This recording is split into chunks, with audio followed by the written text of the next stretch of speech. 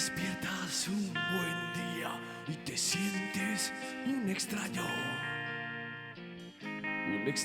en tu propia casa, cuyas paredes te juzgan con la mirada.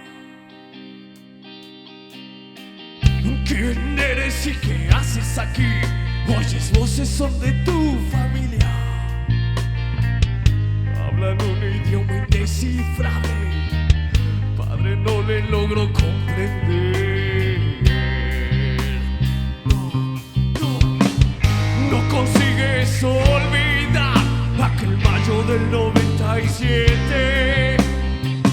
Cada una de las primaveras no siempre había alondras ni flores. Encerrado en una jaula con ganas de volar, solo tú tienes llave. Solo tú tienes mi llave.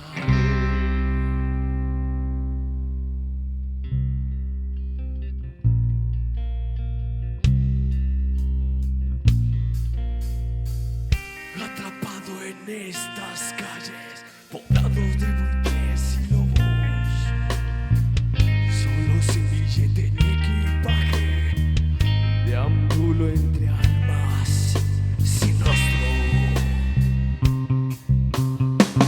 Buscaré la tierra prometida, perdiéndome en mil y un naufragios, peregrino sin destino al encuentro de la redención.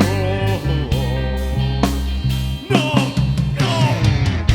consigues olvidar aquel mayo del 97.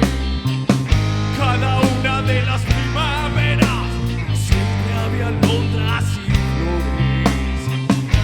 Las noches eran largas, pero siempre al despertarse desvanecen los sueños.